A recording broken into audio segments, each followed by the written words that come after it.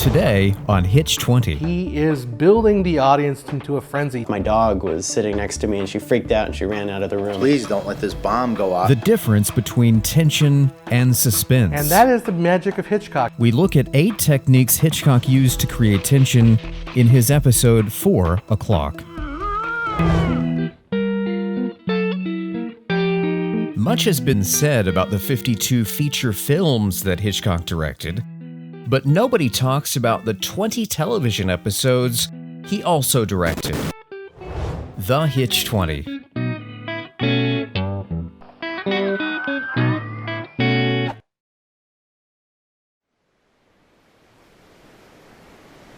What is tension? Filmmakers who strive to be more like Hitchcock often think suspense is everything they need to know. The fact is, suspense is nothing without tension. Tension is different from suspense in that it's an immediate, gripping feeling as you're watching a film. It's the series of details that add up to an overall impending event. In a way, tension is what keeps this man's feet planted firmly on the slack wire.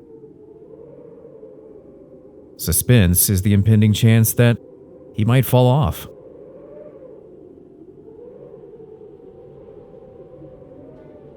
"4 O'Clock" is a quintessential film in the exploration of Hitchcock's screen tension.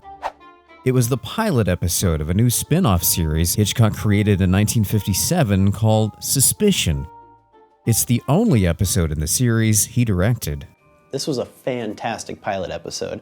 Personally, I think it was good enough to be a feature film. All the tension is built around a clock slowly ticking to 4 o'clock. The whole entire film is basically one giant anticipation. Hitchcock lets you in on the secret right away, that this man is planting a bomb in his house to kill his cheating wife. Suspense is then developed around 2 questions. First, will they find this bomb? Then, as he's trapped in the basement with the bomb, the suspense question shifts to, will they realize he needs to be rescued? With that structure of suspense in place, it's tension that then makes these questions enjoyable for the length of the film. Tension is in the camera choices, the pace of the editing, the sounds, comic energy. These are all the colors of paint in Hitchcock's palette of worry. Just like an artist, Hitchcock went back to these basic elements of cinematic anxiety again and again. With them, he was able to paint the screen tension that we still feel today. The most obvious way to create screen tension is through quick editing and close-ups. Hitchcock uses a lot of tight shots on this. We see the guy trying to cut his hand loose. The fragmented framing and inserts of the clock hands creeping toward the 12. It's a very modern style of intensity. But throughout this episode, Hitchcock creates tension another way. Detail. As the clockmaker goes through the delicate procedure of building his bomb, Hitchcock's camera follows it all in apparent real time. And they go through every step tight on his hands as he hooks the wires up to the clock and he plugs it in. We see him mixing the explosive solution. We've established that his character is extremely detail-oriented. I mean, the guy's a watchmaker. He's got to be. All that is information for the audience. So then when we do see the big bomb being produced, we understand the consequence. This detail not only gives us gripping intrigue in the moment, it makes the bomb real for us. The more time we spend with it, the more we believe it actually will work. And the first explosion goes off. My dog was sitting next to me and she freaked out and she ran out of the room. But it's not just the camera that builds tension in a Hitchcock film. Specifically articulate sounds become a dominant trigger of anxiety. There's that incessant ticking of the clock. Tick, tick, tick. And then as we get closer to 4 o'clock, when we know he may not be rescued, it gets louder. Tick, tick, tick, tick, tick, tick. Each tick being one step closer to disaster. It's there as a constant reminder of the stakes that are involved with the story. As Paul is tied up in the basement hoping to get someone's attention, sound becomes the dominant storyteller. Not only does he hope to make enough sound to get Fran's attention, he listens to her footsteps on the floor above, in anticipation that she'll walk closer.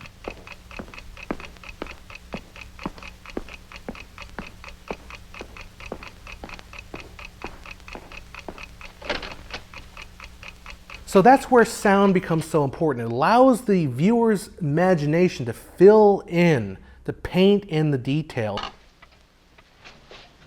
Did you hear something? No, what? But no, he doesn't use any music in this episode. Hitchcock was adamant that music gets in the way and even dissipates tension. The reason is because music pulls our minds away from the reality of the scene and more toward a fantasy. I hardly think that either species would have sufficient intelligence to launch a masked attack. Their brain pads are not big enough. He wants us to experience the scene as if we are tied up in the basement as well. We hear exactly what Paul hears, listening closely for any chance of rescue. As we've noted with a few of the Hitch20, Hitchcock makes economical use of the stream of consciousness narration. The inner dialogue in Paul's head I thought was fantastic. The little voice that kept coming up, bringing up his insecurities and his fears.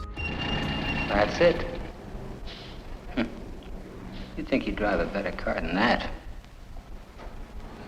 Well, now I know.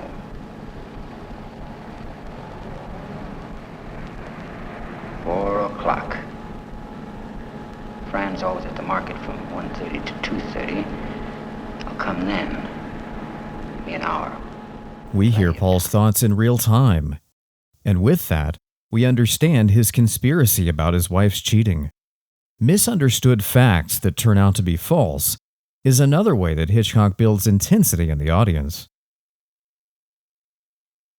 Through his point of view, the wife looks very suspicious in the beginning of the episode. And then once we find out that this guy that she's seeing is her brother, now all of a sudden, everything that happens, we have a new point of view, a new perspective. And we know that his wife is totally innocent, which only adds to the tension of, please don't let this bomb go off, because now it's all innocent people are going to be killed. But even with all this tension created through sounds, camera angles, and realistic detail, it was important for Hitchcock to have fun with the audience. Comic interruptions make the tension enjoyable, because we know that it's Hitchcock teasing us. He misses a few chances, so we have these little moments of tension. When the gas guy comes in, you're thinking, he's going to find him, and then the guy goes away. A chance for Paul to be saved.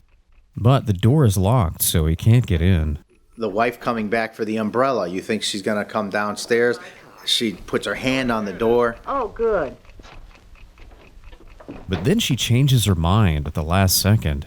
And of course, with the little kid looking in the window. It was incredibly hard to watch the last scene with the little kid at the window looking at the bug. It's really Paul's last hope. One little punk kid, I swear. We see the kid, and the kid's trying to tell his mom that there's a guy tied up down in the basement, and the mom just kind of disregards him. This could be another chance of rescue. But the mother scolds the child, never realizing. And that is the magic of Hitchcock. He is building the audience into a frenzy. He brings us so close to satisfaction, but never lets us have it. Out of all of the elements from the palette of worry, two are the most unique to Hitchcock. Firstly, objects of paranoia. These are used to trigger anxiety in the protagonist. Paul sees the ashtrays have been used and the missing bottles of beer in the fridge, both adding to his paranoia.